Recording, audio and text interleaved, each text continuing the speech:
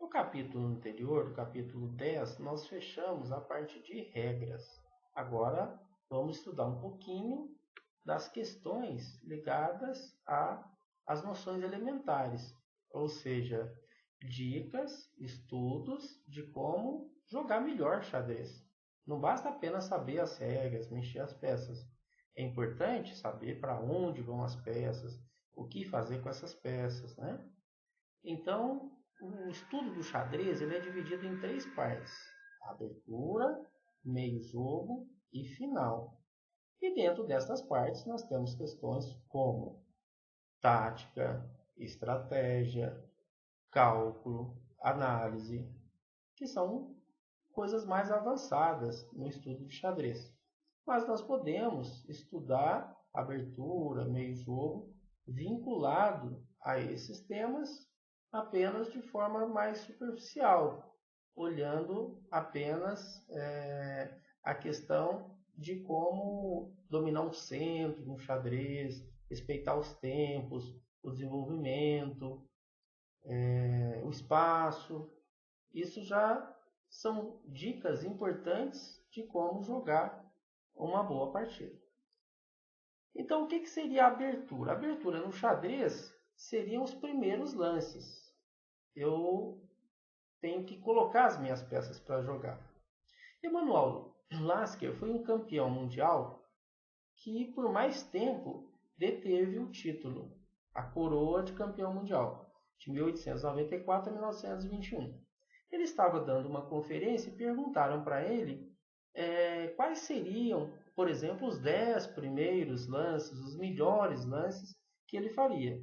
E ele sugeriu, então, esses 10 que eu vou mostrar aqui apenas para as brancas. A título de ilustração, vou mostrar só do primeiro jogador, nas peças claras, para vocês entenderem.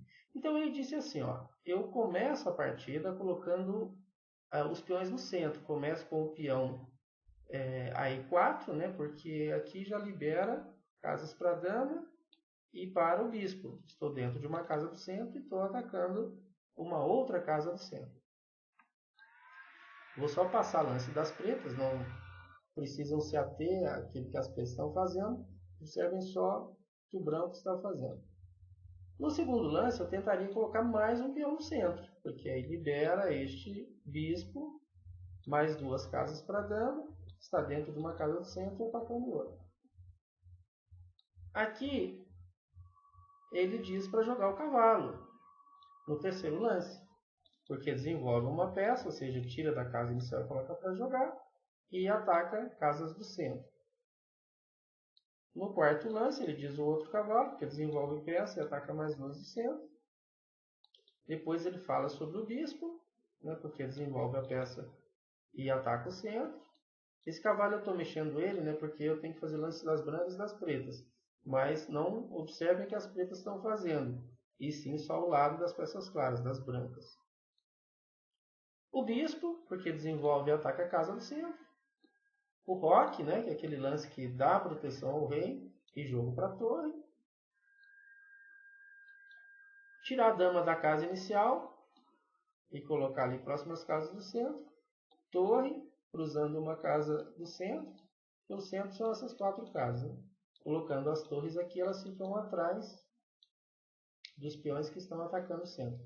Então aqui são os 10 melhores lances de acordo com o ex-campeão mundial Emanuel Lasker.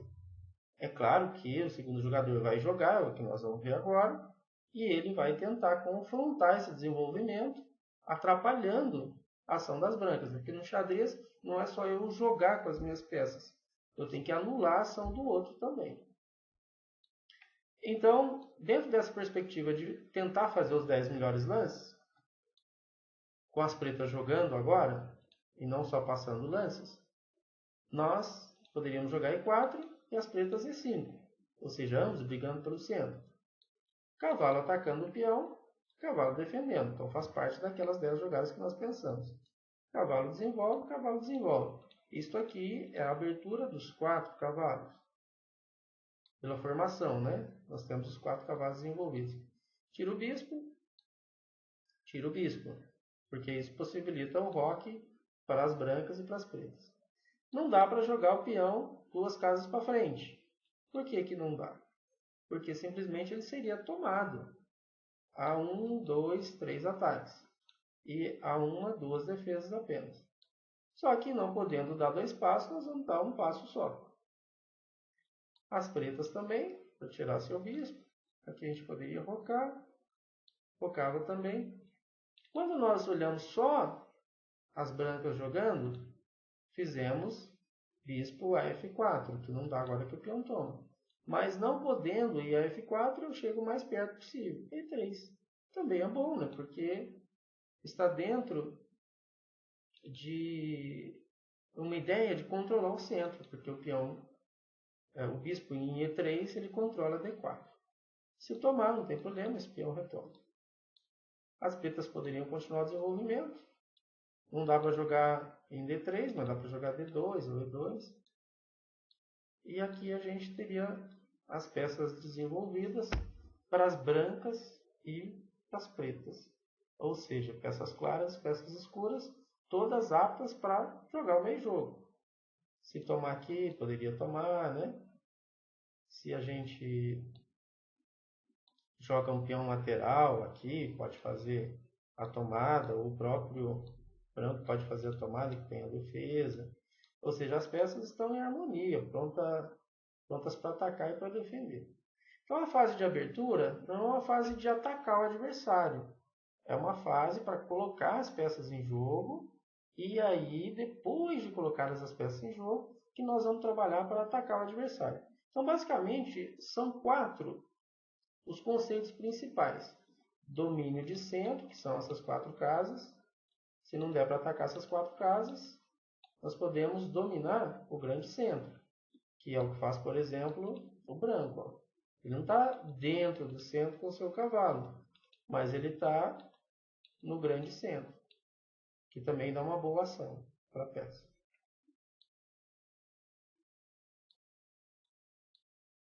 Então, a questão de controle de centro, todo lance eu tento jogar as peças para o centro.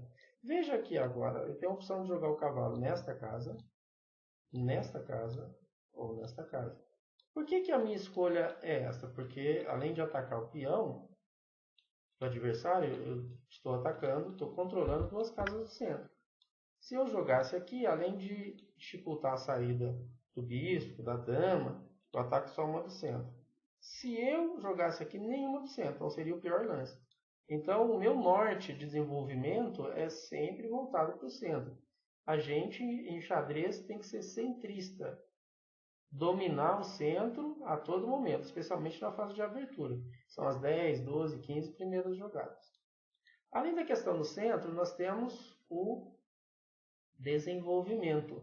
Desenvolvimento é colocar a peça para jogar. Então aqui, ó, controlou o centro, controlou o centro. Isso aqui foi uma jogada de desenvolvimento. Retirou a peça, e aí seria bispo, cavalo, torre ou dama. São as peças menores e maiores.